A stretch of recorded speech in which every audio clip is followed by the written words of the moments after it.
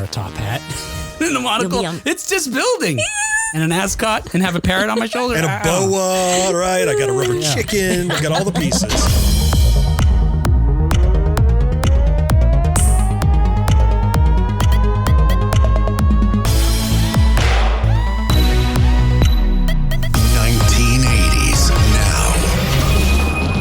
I'll tell you guys right now, I don't have a topic this week. I don't have a topic. I've got stuff. I got like 3 or 4 people that may come on, and I'm trying to hold these topics off when I have these people so that, I've got one person. You're trying to hold the topics for when someone important is on the show. That Not important, but it has some expertise. Got it. Okay. And important. Okay. Hey, welcome back to another episode of 1980s Now, a weekly examination of the importance of 1980s pop culture and its continued influence today. My name is Will, and joining me, as always, are my friends and co-hosts, Kat and John. Hey, guys. Hello. Hello. Hi. Hey, in addition to his co-hosting duties right here, John hosts his own podcast, Gen X Grown Up. Yeah. So go watch that now. No, Stop. After. Don't do it now. Oh, after. Do it After, yeah, sure. Yeah, I'll do it after. Yeah, thank you. Hey, on today's show, news, and more news. That's what we're going to do. I don't have a particular topic, but we got a whole lot of news stories to talk about, including, and I'm talking about current news stories. Check this out. They're current news stories, but they're related to 1980s media. It just keeps happening. We could build a podcast around this. That sounds fascinating. It's not as fascinating as you think. The download numbers show. Now we know. But when we started this podcast, it was like on blind faith that week after week we'd have current news stories related to 1980s media every week. Yep. And it's been that way. It's pretty fascinating. But still going. Yeah. But I guess that supports the premise of the whole thing, I guess, is John's point. Hey, here's the news stories we're going to be talking about. McDonald's brings back some 1980s Halloween nostalgia. Loki brings back some 1980s McDonald's nostalgia. The band that made Joe Perry quit Aerosmith in 1979. Ridley Scott gave his initial critique of an upcoming Alien sequel, and John Carpenter weighs in on The Thing's mysterious ending. Ooh. Yep. And I just mentioned, I mention this every time the thing comes up, right? Probably my favorite horror movie from the 1980s. It's my favorite horror movie of the 2020s. Because that's when you watched it for the first time. Because that's when I watched it. Yeah. Like, okay. I thought you meant some remake or something. No. Yeah, the 2011 remake? No. Yeah. I'm just talking about when I watched it. Hey, there's going to be time codes in the notes if you want to skip around to a particular news story. Before we get to that, however, it helps with SEO, I think. I don't know. All right. Hey, before we get going, I do have a brief announcement, and then we're going to check up with Kat on something. But a brief announcement. First, hey, this Wednesday, hopefully you're listening to the show in time. Hopefully we've posted this on Facebook that we're doing this. So this isn't your only notice. This isn't your only smoke signal. Yes.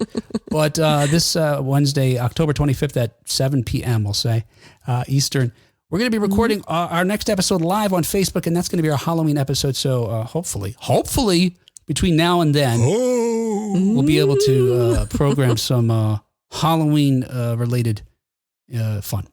Yes. So follow us on Facebook to figure out how you can join us there. Wednesday, October 25th at 7 p.m. Eastern. Yay! All right, on with the show. We'll be there. I want to say a brief announcement. Let's just catch up with Kat. It's catch up with Kat time. We don't have a theme for this, so it's catch up with Kat. There you go. You can get a theme song. And that's how the outro will be like that. That was catch up with Kat. Hey, Kat. I love ketchup. Hey, Will. So, we spoke to Bradley Scott of Emarosa. It was a year ago, or almost a year ago to the day. Slightly over, At that time, we talked about his 1980s influences, and in fact, how he had taken Emarosa, because he wasn't the original lead singer of Emarosa, but he had taken Emarosa in a direction that leaned more towards the sounds of the 1980s, which was, evidenced by their album Peach Club. Sorry, brother. Peach Club,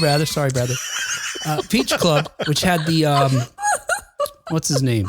The artist Nagel had a Nagel Patrick album Nagel. cover. Yeah, Patrick Nagel. Right. And then when we talked to him, they had released a couple of singles on a forthcoming album, Sting, Yeah. Those again sounded, reminiscent of the sound Very that we 80s. like from the 80s. And Absolutely. it was the Stay music video even had him in that makeup where he looked like Yeah. Michael J. Fox from, what was it? Yep. It was like a Teen Wolf thing. Teen Wolf, yeah. Yep. Oh, yeah. So yes. Kat got to see Emarosa live in concert last week. Yes. It was awesome. It was a curious experience. I'll just say that from the get-go because I've never been to a concert by myself. I didn't happen to have anybody to go with. That surprises me. How much you like, seeing live music and... Yeah, I see what you mean. I just usually have a buddy. So this was a little different. And it was on a school night. That was kind of, although I did that for Duran Duran too, but. Which sounds unusual for an adult to say. Well, since I work and you in don't school. mean it, some folks say it, as a clever, fun way to mean they have work tomorrow. Yes. But you really have school, and not that you're a student. Right. It's literally both. Yeah. Yeah. Okay. Whatever. I'm not interviewing Kat. Why did I change it to that? Okay. Kat, go. Emarosa, go. You're there. You might have to interview. You go. It's weird. You're alone. Yes. So I was alone, and I think there were a couple of people there in this not very large venue that were older than I was, but not very many. And they worked there, right? And they worked there, right? Yes. One of them worked there.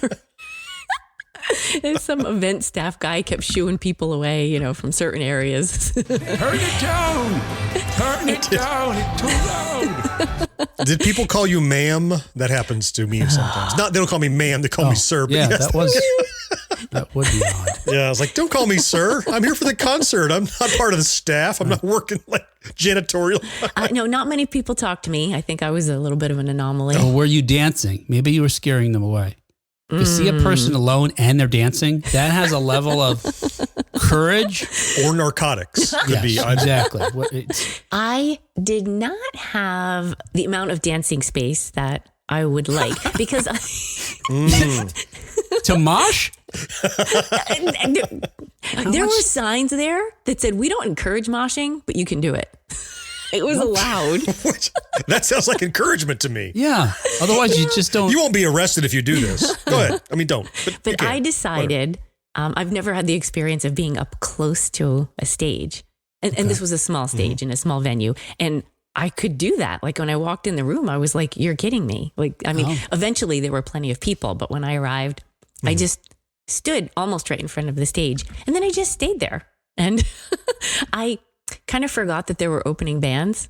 So they came out and I was like, oh man, if I need to use the bathroom or something, I'm just going to, I don't want to move. I just want to stay right here. I don't want to leave. And as an older person, the odds were that you'd have to. Right. Well, a worry no one in their 20s ever had standing at the front of a mosh pit. Oh my, what if I need to pee? Right. That's never been a concern. And especially while moshing, it's like, not the bladder, not the bladder. Watch, stop. Please just grab my butt, not my side. So I held my ground. I stayed there, and finally Emarosa came out, and I was so happy because I just knew that they would be really great live. I just had a feeling about that. And I've enjoyed a lot of their reels and pictures. They've been promoting their tour, but even before that, I just had a sense about it. And they did not disappoint. They were wonderful. And I have to say, Bradley is a great frontman. He was so interactive with the audience, and he had so much energy, and he was dancing up a storm and was super playful. It was really great. Lots of fun. Did you get to say hi to Bradley? I did. He came out after, and whew, I mean, he expended a lot of energy. He looked a little tired, but I snuck over. I think I cut a line. I think there was a line, and I just. I'm Kat from 1980's Now. What line? Please go right ahead, ma'am. Yes. It's past her bedtime. Let her go first. Right. She's probably looking for the bathroom again. John, okay, no joke. No joke. I was ready to claim, listen, I really need to get home to bed. I didn't sleep well the night before. I'd have an hour drive. Just let me say hi. I was ready. It worked out. It did. Nobody stopped me.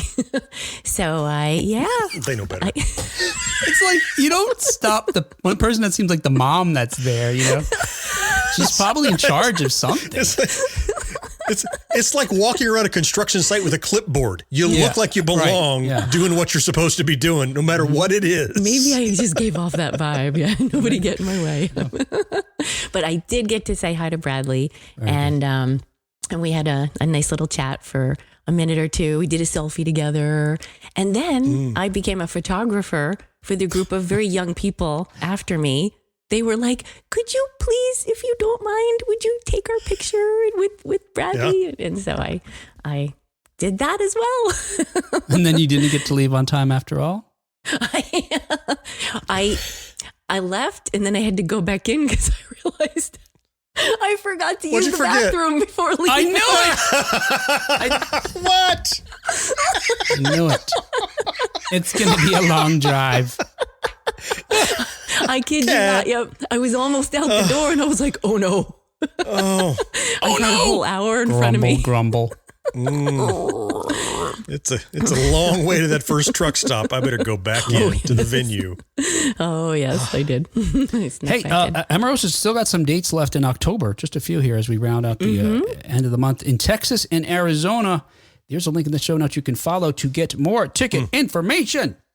Go see them. Do that. They are super fun. And go now while the venue is still small. Because I feel like, they're moving right along. They're I feel like the next time they tour. Yeah. Oh, yeah. Good for them. They were super dynamic, and I'm so glad that I went. Very cool. Awesome. Yeah. All right. Hey, let's get caught up on 1980s news. This week in 1980s news, as reported on Today.com, McDonald's Boo Buckets are back. Very alliterative, too. Yeah, I didn't realize that. First introduced in 1986, the trick-or-treat pals known as Boo Buckets were a Happy Meal staple of the spooky season for several years before they vanished for a while. Do you guys remember Boo Buckets back in the 1980s when you were a kid? Never had one, but I remember seeing them on trick-or-treat Halloween night. Yeah. Yeah. It was like a ghost one and a pumpkin one and maybe a witch one or something. I don't remember. The original three were all orange pumpkins, but they had different faces. One was like a straight up jack-o'-lantern. One was a ghost face, and one was what they referred to as a goblin. They were all Mick. It was, Mick Pumpkin, Mick Boo, Mick Goblin. But later on they started Mick Leatherface. Sure. Yeah. As time went on, they started introducing. They went from the trio of orange only designs to adding the Mick Witch. Okay. That sounds delicious. Some other colors. McWitch. Well, it almost sounds like sandwich. So, it does almost sound like sandwich. Yep. Yeah. Anyway, following the prolonged absence of the Boo Buckets, however, the three iconic throwback buckets, following the prolonged absence, the three iconic ones came back in 2022. And now, as of October 17th, 4 different Boo Buckets are officially available with Happy Meals for the 2023 Halloween season while supplies last. Wow. And now the 4 new designs include a monster, which is green, skeleton, which is orange, mummy, which is white, and vampire, which is purple. I would like, now purple's my favorite color, but I would like the white bucket because I love the expression on the mummy. These googly eyes sticking out of the wrappings. It's really cute. Yeah. Yeah. Say bandages, but I guess that's not right. Yeah, bandages, yeah. No, you're right. Wrappings. They didn't wrap him because he was injured. Yes, right. Good point. And was expected to heal. Wait, doesn't dead count as injured? Only if you're expected to heal, I think. If you're going to get better, then you get a bandage. Okay. With bandage, there's the expectation that it will be removed. Okay. I see. Yes, if there's the expectation, yes. Yeah. And they charge different prices. For bandages versus wrappings? It's the same exact thing. They just charge differently based on your expectations. Oh, man. That's how they get you. On McDonald's website, the McDonald's wrote, let's be honest, spooky season isn't official until Boo Buckets are back at McDonald's. Okay. Right. Even though I didn't have one, like John said, I saw them around. We were too old when they first came out. Okay, thank you, because I'm thinking I probably should have had one, but I'm sure my brother had one. I don't remember. Well, okay, so if you guys didn't have Boo Buckets, because they were, What did you use to trick or treat? Did you use some other kind of bucket? Are you a pillowcase person? A brown paper bag? Shopping bag from the local grocer? I wanted a boo bucket, so I just used a McDonald's paper sack instead. No. Oh, you can use the Happy Meal thing. Oh, the box. Yeah, that wouldn't hold box. a lot of candy, though. That's an idea. I was definitely a pillowcase. I specifically remember going out with my Pac-Man pillowcase. That did not match my costume, which is probably a scarecrow or some stupid thing. Oh my gosh, yeah. I had the Pac-Man pillowcase. I took it off my pillow, in fact, to go trick-or-treating. Now, when you go to bed at night and put the pillowcase back on, does it smell like Hubba Bubba and Whoppers? I mean, Whoppers. Is it like I just slept on the candy. It's full now. How comfortable. It's full now. That explains how your face is sort of one side is slightly different. Well, it's all Tootsie Roll shaped on this side. Certainly. His face is just filled with nougat. I took the candy out of my pillowcase, John. I did use a pillowcase. Okay. You did too? I had a Peanuts, like the Charlie Brown and Company pillowcase. And one year I was Linus. And I remember being all excited to match up with my pillowcase. So you had a blanket and a pillowcase from Peanuts. Peanuts. I did. I don't remember what I used. I think I have no recollection. Remember? I don't remember my family like buying Halloween buckets though. I feel like my house is like almost every year my daughter has a different thing she uses. Okay. Yeah. This year might be a pillowcase because every year whatever she gets is exceeding the capacity of the pail that she's carrying around. I certainly remember one year I ended up with like a purpose-built pumpkin jack-o'-lantern that had like the plastic strap kind of riveted to each side of it. Yeah, right. But I got it because it had a light in it that would glow. So you could be seen. But nobody wants to be seen trick-or-treating. That's an adult. Adults want you to be seen. Yeah. I want to be hidden in the shadows. Right. And so I'm like, look, it works. And then you walk out the street and you turn that damn thing off so it's dark again. Right. But then the battery box and the bulb took up like half the pumpkin. So it was less room for candy. So it was a wash. What were you doing in the shadows, John? What were you doing with that pumpkin in the shadows, John? There's a reason it looks surprised. And there it goes. It didn't at first. Yeah. I learned that some of the McDonald's boob buckets came with, this is in later generations of them, came with the top of it that you could take off to get the candy inside of it. And the top itself was a cookie cutter that would cut, the dough into the shape of some that's sort right. of Yeah. Halloween. I forgot that. You did a video for Tony about that, right, too? I am just sick of all the moonlighting you're doing. Pretty sure I did. Yes. Just take them, Tony. I need to get caught up. I'm a little behind in my retro days. This year, the boo buckets are going to have a little bit of royal competition. Burger King has debuted its own Trick or Heat Halloween bucket for a limited time in select markets. Burger King's doing something where they have everything ghost pepper. They have ghost pepper fries, ghost pepper burger. It seems like this Trick or Heat is probably playing into that. So I don't imagine after the ghost pepper's gone, they'll have it in subsequent years. But it does look like the ghost has like a little cap on. It looks like a stem of a pepper. Like a pepper, yeah. And if you love McDonald's, in spite of its farewell tour in 2020, McDonald's confirmed that the McRib is due to return to select restaurants in November. Oh, wow. The polarizing pork sandwich was first introduced in 1981. I love that. Polarizing pork sandwich. That's the last thing the chef at McDonald's thought you'd ever call it. I never really cared for it. It felt like what it looks like, which is kind of like how they make the chicken McNuggets. In fact, McRib was invented by the same chef who invented chicken McNuggets, which, as are like they blend meat and other products. I think it's just meat now, but certainly when we were kids, it was meat and other things. It like was not sawdust. just meat. It wasn't sawdust one of the ingredients they found in it? I think so. There is no worse description of that that's more unappetizing by calling it a chicken slurry. There you go. Chicken slurry, right? No. So they had the chicken slurry. And they poured it into these forms and they deep fried it. McRib is a pork slurry, right? But they pour it into this rib form, and that's what it seemed like.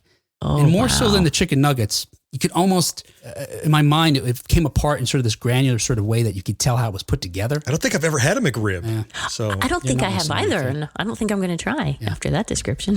Not on purpose. Now I almost want one just because of Will's description. Just to try a big old heap and helping a pork slurry. I'll have the pork slurry. I mean McRib. Oh, we know what you meant. That's what it says on the button. Hey, speaking of McDonald's, and as reported by The Hollywood Reporter, Loki, the Disney Plus TV show, recreated a 1982 McDonald's. So Loki director Dan, I'm going to say DeLue, spent nearly 30 years in visual effects, but he knew it was time for a change after he received his second and third Oscar nominations for Avengers Infinity War and Avengers Endgame, you know. Oh. Yeah, those little films. Yes, I feel like I need to change. How much more could I peak? How about win the damn award, Dan? Easy. You're a quitter. That's what you are. Oh, no. I don't know. I'm taking my nomination and going home. And my Photoshop and my Adobe Illustrator. I don't know. Sorry, Dan. I'm sure he's a fantastic guy. Hey, looking to avoid boredom, DeLue moved on to second unit directing. One more guest Will won't be getting. John, I'm burning all the bridges. Setting this place on fire. Looking to avoid boredom, the Hollywood Reporter writes, DeLue moved on to second unit directing and now has directed the second episode of Loki Season 2. Cool. Speaking with THR, DeLue explained how they were able to recreate the iconic look of a 1980s era McDonald's. Ooh. Now, just saying that, does that already for you guys evoke the image of the interior of a McDonald's? Yeah. Oh, yeah. Plus, like modern McDonald's Yeah. they look like a corporate headquarters in there. It's all square and glass and marble. Yeah, and right. Like it lost the fun that McDonald's had, the bright colors and the shiny molded chairs and the shapes of characters. And you sit on the Fry Guys stools. Yes. It's a long answer to your question. Yes, it evokes imagery for me. She is looking for the Fry Guy. I guarantee it. Oh, she's got a figure. The Fry. Oh, she found it. It's a chicken nugget. He rolls the wait, I'm going to do this. Do. The flag goes when you roll it along on the surface. This is great for an audio podcast. Yeah, I know. Maybe I should never have said I was going to post the video. Anyway, so did you guys spend a lot of time in McDonald's? Was that a place that you frequented, or the food that you ate? Well, there was one on the boardwalk. So I lived right on the ocean, and they opened a McDonald's at one of the pavilions down about 8 blocks or so. Yeah. So that was great fun. We used to go down there quite a bit. So by convenience, you chose McDonald's. Yes. I liked McDonald's better than I liked Burger King, but where I lived, and certainly by the time I was a teenager, I could walk to the Burger King. Okay. McDonald's was, I technically could walk to McDonald's. Okay. It was just miles away. But Burger King was within, I don't know, 15-minute walk, maybe 10 to 15-minute walk. Yeah. So wound up frequenting that probably more. When I was a kid, we would, my parents, if we were driving grocery shopping or going to the mall or something, it would be like, stop at McDonald's. And if they would, it's like a special treat. I don't know if my parents regularly took me to McDonald's or not. Yeah. We were more of a Taco Bell family, even when I was young. But especially like on school trips and anything. John's mouth is watering just thinking about it. If the bus stopped, if the bus stopped somewhere for the kids to eat, it would be at a McDonald's because they could handle the volume and throughput. And it was cheap as hell, of course. And so I associate it more in my youth with school trips. More so than my parents taking me there. But like my favorite McDonald's meal has remained unchanged for 50 years. It's the same McDonald's meal I always got. Okay. In fact, they turned it into a combo, I'm sure, because of me. I was going to say, Big Mac. You got your Big Mac. You got your 12-piece together, both. No, he's not going to give us any information. Okay. Fries. He doesn't drink a Coke. John drinks some kind of unusual thing, like Mr. Pibb or something like that. I'm going to say Dr. Pepper. All right. How many of those did I get right out of that? He's going to say how many we got. I got right, Kat. And then you're going to get to go based on knowing how many are right. Okay. Okay. 0 is the number. Will got 0 right? Correct. None of those? 0. You don't have fries at McDonald's. Oh, okay. Okay. You got fries. Okay. I'll give you fries. So one is right. That's a given because they don't have onion rings. So it's fries. Of course it is. That's right. They don't have onion rings. I'd rather not have fries. Instead, can you give me a water? Come on, that's a weirdo. That would be a weirdo. All right, Kat. It does not include a Big Mac 12-piece or Dr. Pepper. Nope. And it's been your choice, your go-to since when, you'd say? Since the 80s? Earlier even? Certainly. Absolutely. Okay. Probably late 70s. All right. So it had to be something they had. Chicken nuggets. It didn't used to be a value meal, but it is now. Chicken nuggets were first introduced at the beginning of the 1980s. Yeah, they were. In the 1970s. I don't think it's chicken nuggets, though. I think there's something maybe about a double cheeseburger. All right, double Maybe? cheeseburger. All right. He's got a poker face though. All right. Yeah. Now you got me on a whole other bent here. What kind of drink do you think he'd have? He's on the right path with the drink. He's certainly on the way. I tell you, it's not a Coke. They're a Coke factory, but it's not a Coke. Wait, did you say Dr. Pepper? I said Dr. Pepper, yeah. You said Dr. Pepper, but that's not it. Oh, I know what it is. Okay. Because knowing that he likes Kool-Aid as much as he does, it's got to be like fruit punch, like High C or Hawaiian punch. I don't know what they have at McDonald's, but something like that. Did they serve that? That's working out great. It's working out great. So you both got it. You both got it wrong. Quarter pounder with cheese. Quarter pounder with cheese. No, Oh, no. It's super simple. Okay. 2 cheeseburgers, fries, orange drink. Done. Wow. That's it. That's kind of what I. That's kind of what I get too. Orange. I'm the orange. I get a That's Coke. it. I get a Coke. Super simple. I was pretty close though, because 2 cheeseburgers is kind of like 1 double. Like a double cheeseburger, but it's not a double cheeseburger. It's 2 cheeseburgers because you get 2 burgers, which is nice. The meal that I thought you got was the meal that I used to eat in college. Big Mac, Really? 12-piece, fries, and a Coke, except for the Dr. Pepper. Oh man. Oh, that was good I time. couldn't do all that. I couldn't possibly. But College, I could. Now I couldn't do it. speaking of Loki, Yes. Was that what this was? Okay. Hang on. Let me get. I almost got rid of that. That So I wrote on the back happened of it, John's menu. I really derailed that. Let's see. Sorry. Here we go. All right. So here's how the director DeLue, who I'm sorry for maligning you earlier. That was poor taste. Created the iconic look of the 1980s McDonald's. He said, "quote McDonald's came in and worked with our art department in terms of recreating it. Isn't that cool? They brought, yeah, that's right. They brought designs for the wallpaper and they found a mold for the Hamburglar." Awesome. DeLue said, "I was hoping they'd have a grimace, but they couldn't find a grimace. I bet he had a grimace when he found out that bad news." Oh, He had a grimace when there was no grimace. He had a grimace. And while the scene, so I haven't watched. I started watching Loki, but I haven't watched this episode yet. And we're not going to spoil anything for you because I don't even know what happens in the show, and certainly this comment doesn't. But apparently, the scene that takes place in the McDonald's is supposed to be in McDonald's in Oklahoma. Now, the show, one of the conceits of the show is time travel's involved. So even though it's a contemporary TV show, they can travel back to any era they want. And in this, obviously, they travel back to 1982. But DeLue explained the movie magic behind the restaurant's true location. He said, "So we talked about doing it on a soundstage, but we found a restaurant 40 minutes outside of London that had been empty for a year or so. And there's a bit of farmland out there that could double for Oklahoma. Like retrofit. Our production designer was there with all his artwork, and the curved windows are what excited him most because they were everywhere on McDonald's designs back then." I don't recall that, but I do remember there were some McDonald's that were shaped more like a burger, maybe, or something. Is that what they're referring to? I don't know what the curved windows. I was thinking of like it was the arch motif that I'm thinking of when I visualized that. Okay. It's like the arch over the windows to mirror the arch of the M. You know? All right, yeah, Okay. you're probably right. So the production designer was like, "Don't worry, it's going to look great. We're going to put visual effects on the outside."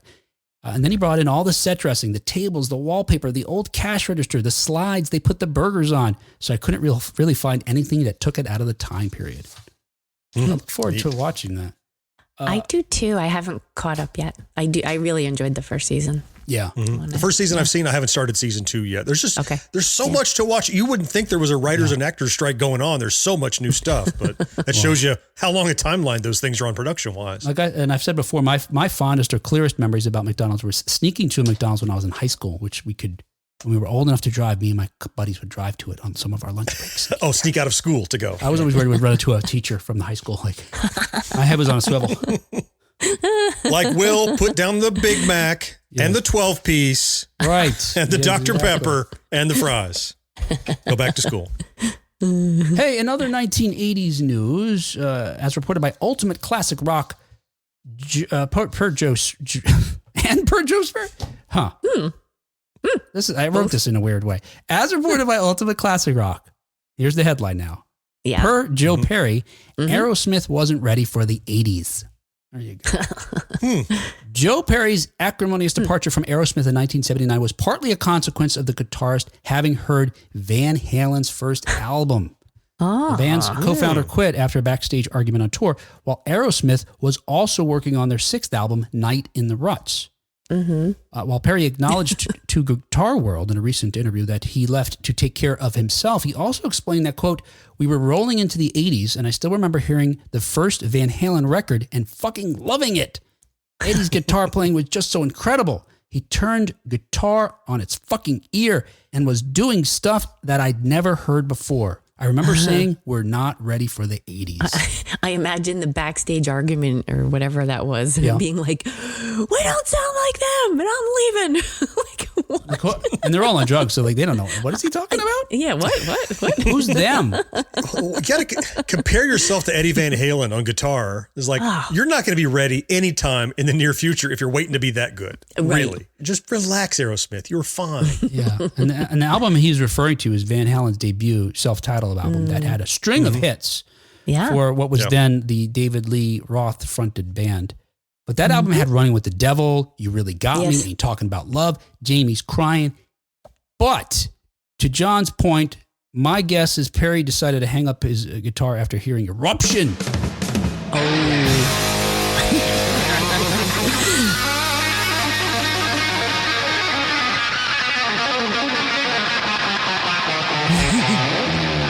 I mean, it has to be, right? I mean, but and John, he was probably, you said that you can't compare yourself to Eddie Van Halen, but before Eddie Van Halen, I'm sure there were many skilled guitarists. But there is something. And they thought they were the shit. Exactly. They thought, I have the pinnacle of guitarist is me, right? Yeah. I'm like the Dan DeLue of guitar playing. How much farther can I go? I might as well learn how to play a different instrument. Sorry, Dan. I don't know what's going on. But and then they hear him and they're like, oh my God, you could do that with this? Like, how did he do these things? I remember when I was... Can't feel too bad. I remember when I was DJing. This happened for, turntable lists. That and you could hear this in hip hop, the evolution of this, right? Scratching was really rudimentary, at the very beginning. And it was easy enough that folks who were interested in doing it could pick it up and learn it. And so I was doing, scratches, and then it would evolve a little bit. Some other DJ would figure out, if you do this thing with the turntable and the fader, this combination, it does this other sound. And then someone invents, well, if you press a button or you have this other thing, you could do an even harder sound. Sounds like a transformer now. The evolution of what you could do with a turntable was so fast, like from my perception was that at the beginning I thought, hey, I'm good at this, So then like 5 years later, I was like, Jazzy Jeff is making the track sound like a bird. Now make it chirp. Yeah, it's an awakening, a rude one. Yeah, they may not have been ready, but we know that they were drug addled at the time in the 70s and throughout the 80s. Yeah, they were no more drug addled than any other 80s rock band. I mean, they were fine. Maybe they were fine, except for the fact that my understanding is based on their history is that after they got cleaned up and started working with the right people who helped to move them into the decade, that's when you get these hit albums. They had been around for a long time, certainly as long as Van Halen. But then you start having, a Permanent Vacation and Pump and, all these other successful albums only after they got their shit together. What was the name of the album they were working on that he left? Night in the Ruts. Night in the Ruts. Didn't he say something about he thought the album would have done better? Like it wasn't as bad as he expected. Yeah. And he thought it would have done better if they'd followed it up with a tour. Yeah, and I'm thinking, you left in the middle of the album. Yeah. Like, how are you going to be touring? I wonder why we didn't tour. Maybe because you were gone. Yeah, he was surprised they kept his tracks on the album. They didn't just flat out replace him since he had left the band. And then was more impressed with his playing than he had recalled it had been when they did the sessions. Yeah. When he sobered up and said, it didn't sound so bad after all. That's what I was thinking. Yes. Now, I will note they got clean, and also, the great success came after they teamed up with Run DMC to remake Run DMC. Yes. Walk This Way. 1986. Yeah. Hey, our independent podcast is brought to you every week by folks just like you. So if you'd like to help us out, please follow us on the podcast platform you're listening to right now. Subscribe to our YouTube channel. Share an episode on Facebook. All of these actions just take a moment and are 100% free. But if you'd like to chuck in a buck and help us keep publishing the show week after week, please visit us at 1980snow.com/support to find out how you can send us $1 or $2. And thank you so much. It means a lot. Hey, next up in 1980s news, as reported by Cinema Blend, Ridley Scott praises the Alien sequel. So sadly, I say sadly because I'm a fan of at least of the first two Aliens films. Skip Alien 3, and I think there's an Alien 4. Skip all the Alien 3 versus... is Resurrection? Oh, I think so, yeah. Is that 3? Yeah. She's like in a prison, but it's her. That one really gets me night in the ruts. I tell you, that's a rough one. Oh. Yeah. I didn't see that one. I've seen the first two. First two are great. Okay. I even enjoyed. I liked Prometheus and Alien Covenant. I thought were pretty good too. Okay. Yeah, all right. Not wholly offensive, but nowhere near the caliber, I would say. Yeah, and a different vibe. But Ridley Scott directed those, and so they're more like the first one in the sense that they're slower and more monster in the house. Aliens 2 is like a straight up action film, sci-fi action, less thriller or horror movie as the Ridley Scott films are. But actually, there is no Aliens 2. It's Alien or Aliens is the second one. Yeah. That's what I meant. You said Aliens 2. I'm actually not sure it's going to come across if I. All right, Robert. Well, just enunciate. Travel back to the future. You're gonna, if you want engagement, call it Aliens 2 because somebody's going to engage. All right, Aliens 2. Oh, there you go. Engagement. Even though we have to wait to see how this next sequel fits into the franchise and whether it's any good. The original film's director, Ridley Scott, has seen it, and he has high praise for the director and co-writer Fede Alvarez. While speaking with fellow filmmaker Guillermo del Toro at the DGA Latino Summit, Alvarez shared his director's cut with Scott, who's one of the producers of this on the new film. Alvarez explained that how he was terrified to meet Scott in person afterwards because he had heard Scott is really tough, particularly when it, quote, has something to do with his movies, end quote. You would think so. I mean, Yeah, but do what you know. Fortunately, the director had nothing but kind words to say about the next chapter in the saga. According to Alvarez, he said, this is him telling the story, quote, and he walks into the room and he did say, Fede, what can I say? It's fucking great. Pretty straightforward. My family knows it was one of the best moments of my life to have a master like him, who I admire so much, to even watch a movie I made, granted, but particularly with something like this, that he would recognize it and talk to me for an hour about what he liked about it. One of the best compliments he said was, the dialogue is great. Are you the writer? Which I mentioned he also co-wrote it in addition to directing it. Wow. Not one to pull his punches, Scott had issues with the sequel to his Blade Runner. Ian described Top Gun Maverick as meh. Of course, he didn't direct the original Top Gun. That was directed by his brother, the late Tony Scott. Okay. But yeah, he doesn't hold back if he's got some kind of personal connection to it. And so, fingers crossed, it's good. Is this still called Romulus or something? Is that what it's supposed to be called? Or early title was? Yeah. Is that right? So far, that's what we're left to believe. Yeah. Yeah, it's still a ways out. Yeah. And very little is known about the film except that they've given us a plot synopsis that states it will follow, quote, a group of young people on a distant world who find themselves in a confrontation with the most terrifying life form in the universe, end quote. Doesn't tell us anything. Oh. Speaking of Grimace. Yeah. Grimace. Or this could be Slurry? the plot of Alien. What? That he's the most terrifying thing? That's the most terrifying form. Pork slurry right in the socket. That'll I get want to him. see a pork slurry grimace now. Like a grimace that's formed from pork slurry.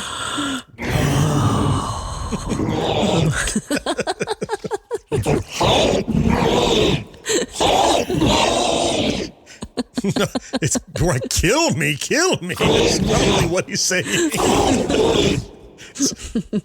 Enunciate with your pork slurry face,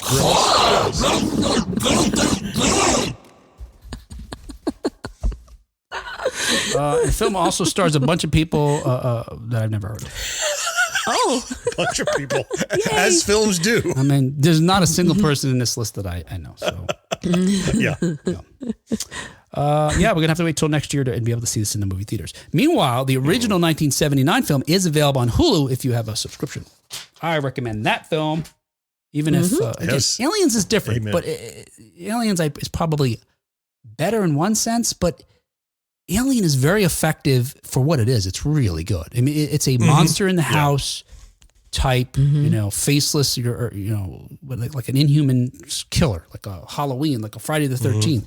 The Yeah. xenomorph. Yeah. Oh, I would say Alien is a straight up horror film. Yeah. Where Aliens Yeah. is a horror action film. It's a very different kind of beast.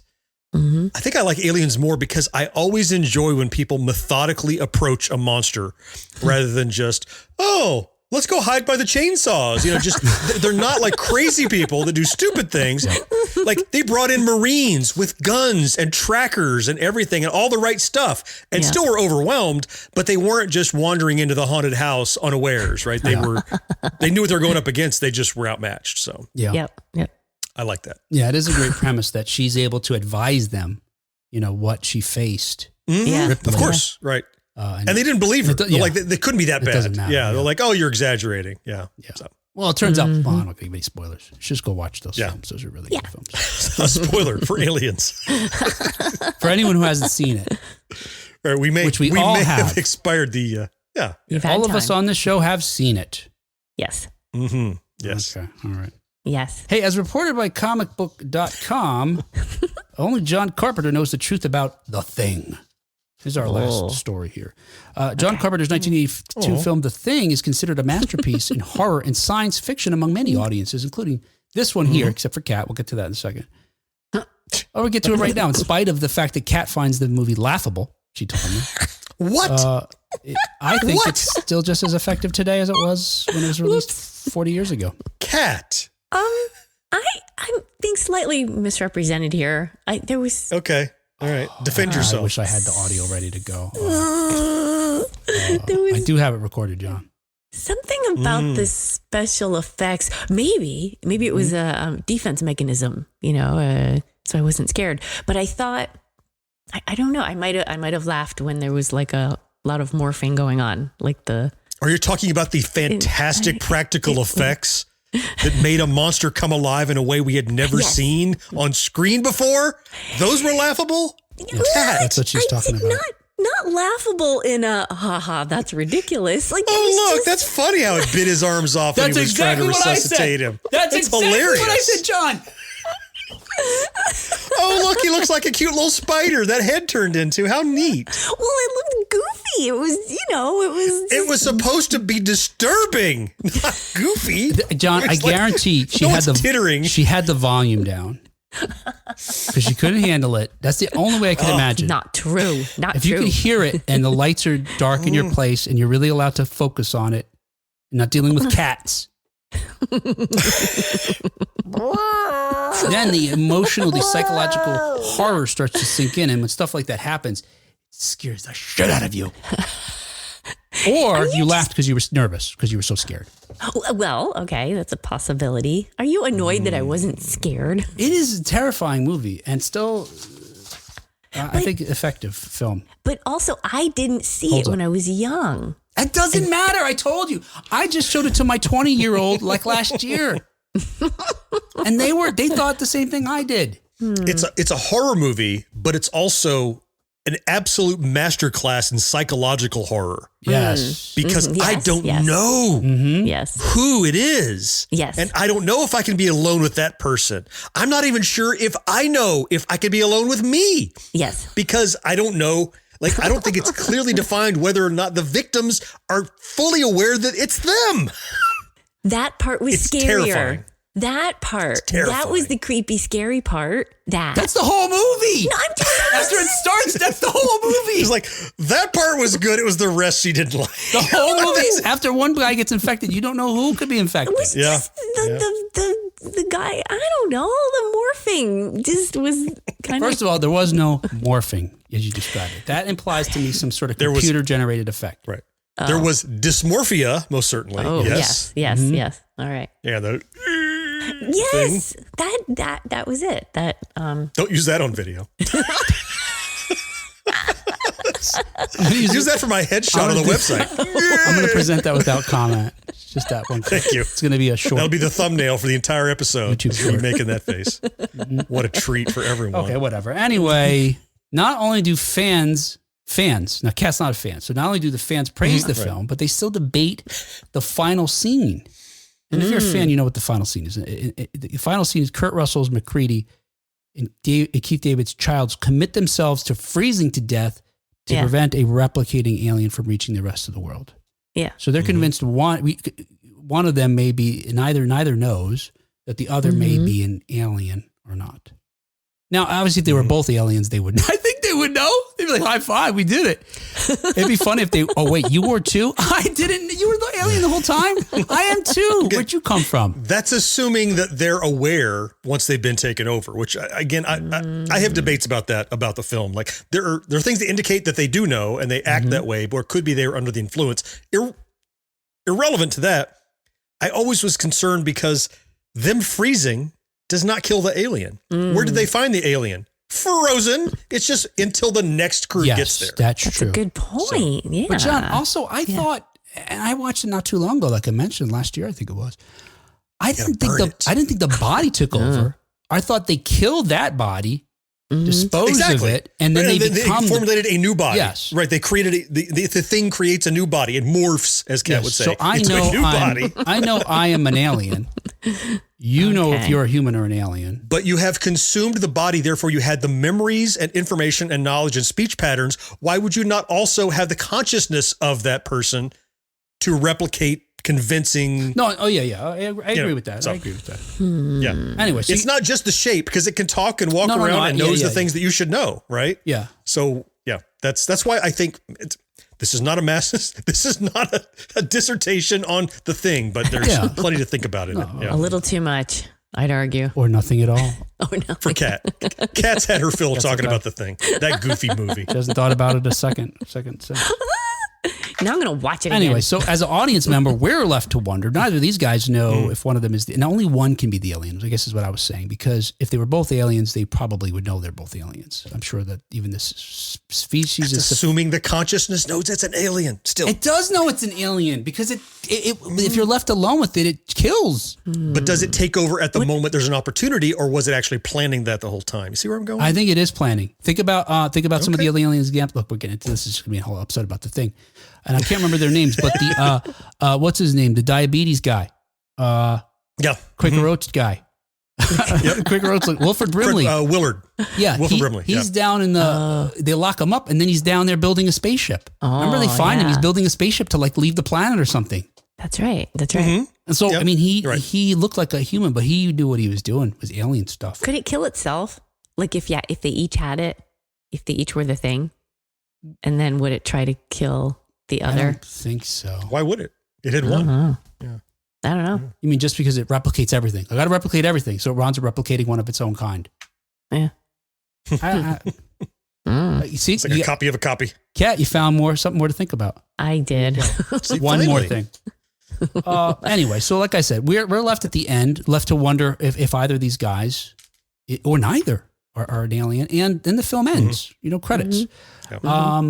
But the commentary on the 2016 special Blu-ray edition, however, sheds some light, pun intended, on the mystery, because cinematographer Dean Kudney explained on a commentary track, quote, "So we're looking for some kind of subtle way to say which of these men might be human. You'll notice there's always an eye light, we call it, a little gleam in the eye of the actor. It gives life, but there is no eye light on Palmer, who turns out to be one of the aliens. That's when they do the blood test. And then he's in the chair with a heated wire. Breaks I through the remember roof. that. Oh, I love that scene. Get me the fuck out! Will someone get me the fuck out of the chair? Anyway, the fact that there's beautifully reenacted for South Park, I might point out. For South, perfect, yes. Just as honest, the Veritas. But there's no highlight on Palmer. So again, quoting the cinematographer, Dean Kudney says, let's make it look subtle, like he's different and the audience won't know until later. So he has dead eyes. Oh.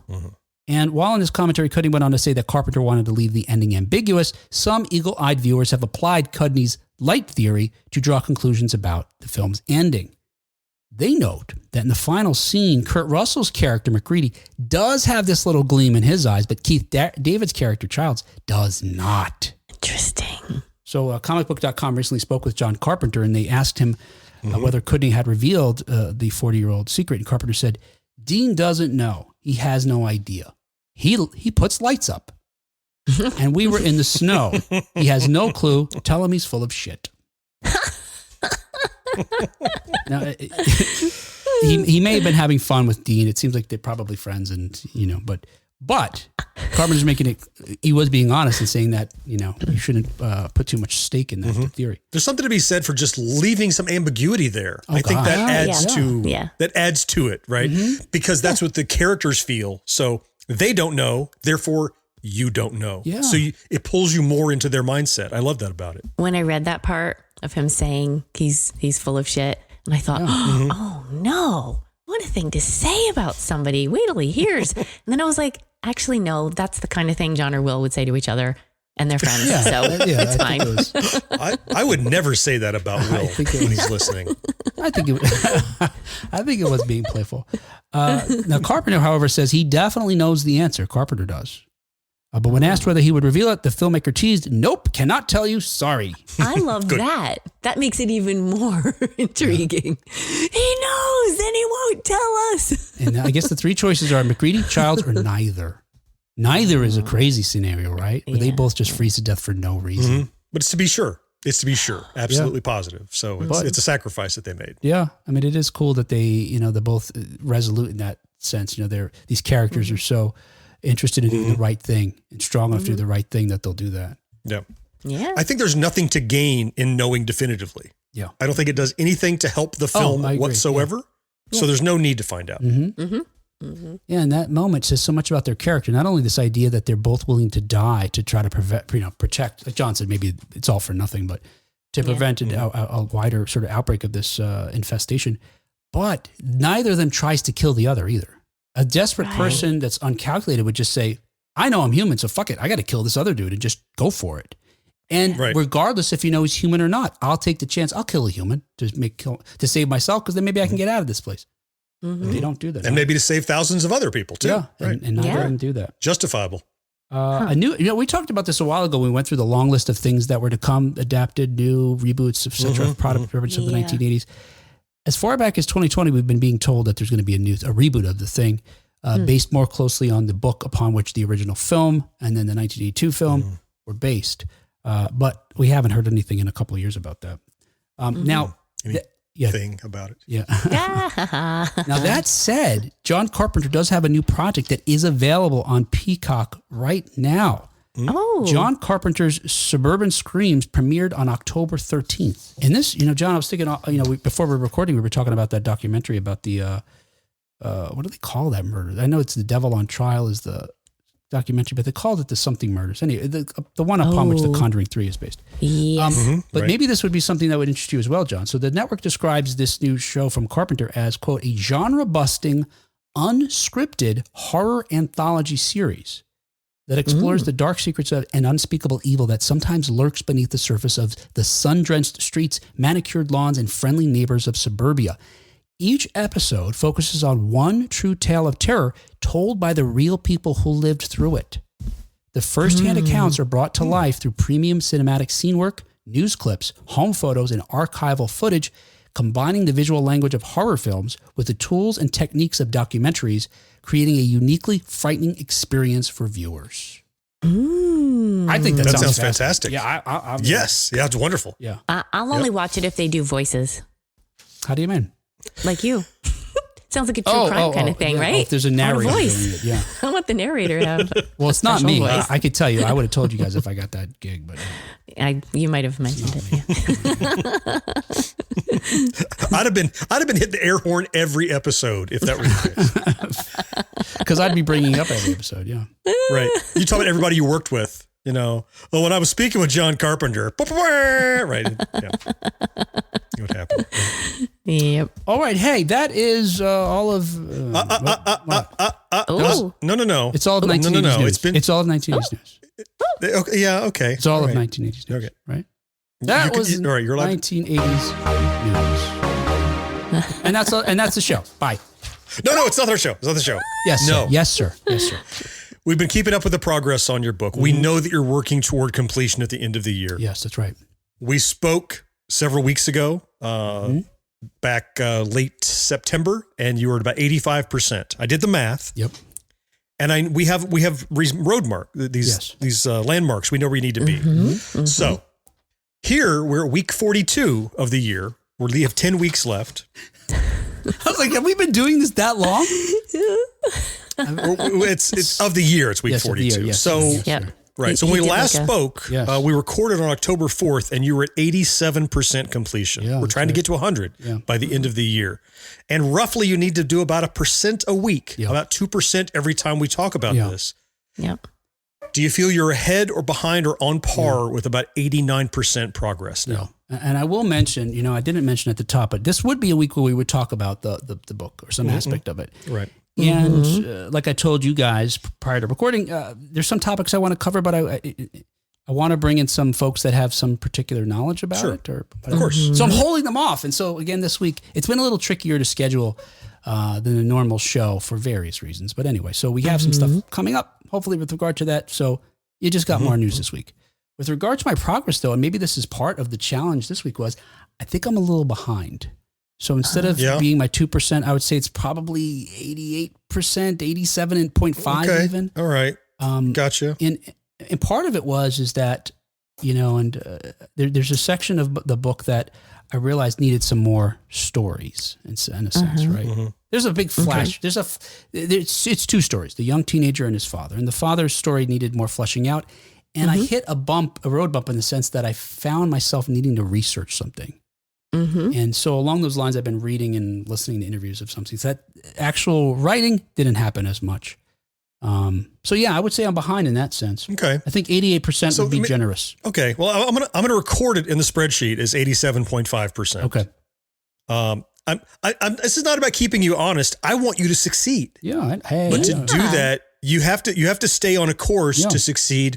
It's so easy to fall back into, maybe I'll finish it next year, And so I want to make sure we keep pushing. So, now you're behind. Your velocity is slowed. Yeah. In order to catch up at this point, you need to speed up. You can't resume your old pace. You're going to have to dig a little deeper. Oh, yeah. So you're right. I hadn't thought of it that way. Just keeping you honest. I guess to that extent, then I've got some good news because, as I've mentioned on previous shows, the story, the protagonist of the story is an Indian family, a father and a son in the 1980s. Right. So it involved a lot of research early on to get to the point, a comfort level where I could even, include the right cultural references and descriptions, flavor, vibe, consistent with the time and the particular culture. Now I just I hit this little bump, but as of today, I have a contact who I think is just going to be, just based on what I know about them, I'm hoping will really open up things for me on some parts of it and probably help inform some of the other aspects of the story. So in that sense, I'm hoping this conversation to have with them really helps me get fired out of a rocket and get caught up. So maybe that'll kickstart you a bit and get you some more velocity. And it hasn't been for lack of, I take your meaning, John, because we could have an whole episode where we just talk about this concept of resistance, where especially with creative people, the closer you get to finishing something, the more you find yourself having excuses not to finish it. And sometimes it's people in your life or work seem to manifest in a way that's detrimental to your progress. But it's not for lack of ambition or using my time wisely. It's like I said, it's at least this week. Maybe next week I'll be goofing off and playing retro video games or something. Haunted house, the new haunted house, Atari Ghosts and House. Goblins, and which is awesome. But yes, I take your point and hope to be able to get caught up and then keep steamrolling from that point forward. Certainly. And understand, I'm not busting your chops. Hey, I appreciate it. I'm helping, keeping you honest, keeping you in line, reality check. So that's all we're doing. Hey, and I mean this too. I appreciate it coming from you because I've watched you bust your ass and make what you have. Even in the last 12 months, take what you had and, which was already successful and make it even so more successful, which was only nose to the grindstone, hard work. Sure. So, yeah. Thanks. Sure. I'm imagining it could be something like that, like it has been for John, where it's not going to be just like 1% every week. There will be a week where there's 5%. There'll be surges. Surges. Like your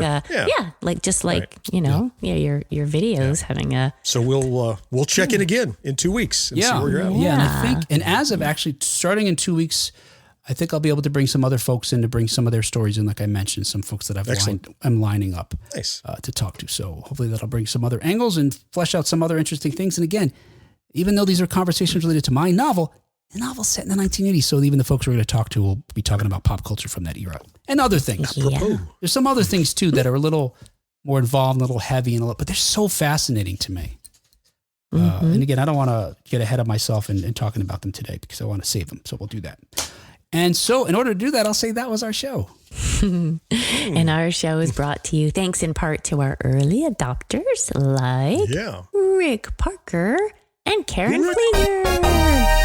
And thank you especially to our Secret of Our Success level Patreon supporters like Brandon Greer, Marcus Taylor, Tony Great, Nick Guillory, Craig Coletta, Matt Marino, and John Henderson. There he is. Hey, thank you so much, guys, for supporting our show. We greatly appreciate it. These are the folks who help us not only, sharing posts, comments, and giving us feedback and emotionally cheering us on with little messages of support, but they also give us money, which other people see. We can live off of the compliments and feedback, etc. Hey, not for nothing. Yeah, good money. Yeah, but Tony needs the money. Tony, to keep the podcast going. So we're very grateful for that. But hey, if you can't do the money, we do. Love is great, and love in the form of feedback on prior episodes or suggestions for future episodes would be wonderful. And I've got some feedback we've received in recent weeks. Here's a message from Megan regarding the controversial songs episode we did a few weeks ago. Megan wrote, "I was saving this episode to listen to Wednesday on my hour-and-a-half commute. There has been more than once that the car next to me has looked at me with some concern. I have a feeling this may happen again." So, I love that. Sorry about that. Sorry, not sorry. Oh, hey, well, this is sort of timely with regarding to the first episode we did on my regard with my book, which was that special episode. Brandon writes, "I love this episode. It's a win-win. Will finishes his book. He has special guests lined up to discuss topics pertinent to the book itself. We still get Kat and John, and we all get to hear it episode by episode. 4 awesome things rolled into one. I had lost count." Then he wrote, "This is like the Ghostbusters crossing the streams. Kinda, a little bit." Oh, I love that. And then it turned out to be good. Yeah, I guess that's what you mean. Right? Yep. dogs and cats enjoyed living together, it turns out. Yeah, and let's see. We got Except, sorry, Brandon, you don't get to hear anything about the book this time. Yeah, well, Just wait. hey, you know what I want to do too, and I don't know when the time is right. Is publish a chapter. I think the first chapter from it to see what folks think. Or get people, interested. Hopefully. Let's see. We got Brad wrote, with regard to last week's episode about Halloween sadism, Brad writes, "What a time in history. Halloween hasn't been the same since. Kids will never know the thrill of trick-or-treating in the dark, possibly ever again with such reckless abandon." Hey, that's kind of what you were saying. You're right, Brad. That sounds like John. Yeah. Yeah. Brad knows the score. Yeah. With his lights off, lurking around. It did feel mad. I know. Turn off my pumpkin. Now, I don't feel the sense of danger now because I'm an adult and celebrating and enjoying it in a different way. But there is, I still feel that creepy eeriness. And part of it, I think, is, and maybe it's, look, I think if I were just to give out candy at the door, I just have this little bit of anxiety of meeting strangers and stuff like that. Oh, even though they're kids. Yeah. So I get that kind of like nervousness. But now, Will's afraid they're going to mock him. Well, it's like, look at that old man giving out candy. John, you're not entirely wrong. Really? But I tell you right now, I don't spare any of these kids. These little kids seem like little wise asses. They get it right back. Now, if they're too young, I don't use any obscenities or vulgar language. But if they're old enough, they're going to hear some things. But now, I do this thing where I, pretend to be a mechanical thing inside of a fortune teller box. Love that, the fortune teller. Is that Zatar? Yeah, I don't know. I change the name every year. It's going to be something different. Yeah, you're thinking about the Zoltar from, it's like that. Zoltar from a big, but so, and I'm interacting and I'm trapped. I can't go anywhere. I'm just in this box. And pretending to be a animatronic. You got that going, that's one challenge. And then it's constantly strangers coming, and I've become an insult comic at some point because I just especially from the older kids that give nonsense. Will's like a cross between Shields and Yarnell and a guy in a dunking booth. Dunking booth clown, yes. Yeah. Hey, you with the face. Except nobody can dunk me, so I have that advantage. You're right. They can kick the box to their detriment. Well, You know, you say that. Last year, there was a kid who was, I want to say he's probably 10. So he wasn't a little kid. He was old enough to be, because some little kids have to have like boosted up by the parents to clear the, you know, where the coin goes in and the buttons and all that area. But this kid was old enough to look at me. And the big thing with these kids is always, is this a real person or is this a animatronic? And they really want to figure it out. And this one kid just put his hands on the glass. It was basically pressing his face against it, like, "Are you real? Are you real?" And, you know, and meanwhile, I'm just doing my thing, you know, blah, blah, blah, blah, blah. And then I went from acting like I'm still this animatronic to I just went, boom. And I reached out and tapped the glass with his face on it.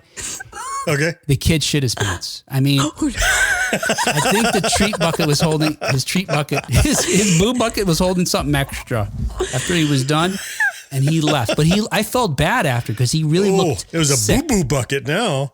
He didn't have other friends with him or adults. He just looked sick, like, and maybe it was just that he got in trouble. Not that he just saw, you know, something come to life, but I felt really bad about that. Made a kid shit his sheet. His one whole sheet, you know. The one whole sheet. One whole sheet. And finally, let's see. We got feedback from Michael.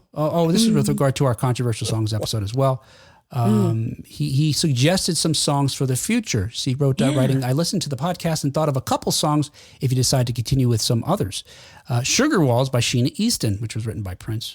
These are also hit songs. He provides the chart numbers. Yeah, I don't doubt that. Yeah. And Sugar Walls was one that was part of the Filthy 15. Yes, it was. Right? Yeah, it was, definitely. And Kat and I talked about this, John. I think it's before you joined us. The idea that when I was a kid, Sugar Walls made me feel like, oh, what is she singing about? Like I mean, it came out in 85, so I was like kind of pubescent probably, but even still, I was like, I don't know that I want to hear an adult woman singing about this. Well, singing about them, and it's just, I don't know, what is the image of Sugar Walls conjure? Don't talk about lady parts. I don't know. But even now, thinking about the metaphor or the euphemism Sugar Walls, it's just something weird about that to me. I don't even think I thought about it. Like I just would hear the words and I just didn't even, I don't know. I don't know what she's talking about. So that was it. I didn't even try to figure it out. Michael also suggests Urgent by Foreigner. I don't know what the controversy issue would be with that. I kind of remember the lyrics. It has something to do with, you know, obviously the need that's urgent is one of a sexual nature. And I think he suggests that maybe the woman that he's with he says something about like, I know you may be thinking about another man. I think he's fine with that, or he needs to get over there and sort of wipe that out of her mind, you know, and show that. I don't remember why that would be an issue. I'm on Fire by Bruce Springsteen. Likewise, I'm not sure why that would be controversial, except for the innuendo. I think, maybe I'll check this out. Thought it was the self-immolation angle. I'm on fire! Oh, no. That would fall clearly into the violence category. Why is nobody helping me? I've been singing about it for 3 minutes and nobody's pouring a bucket of sand on me yet. This is not part of the show. Something's gone horribly wrong.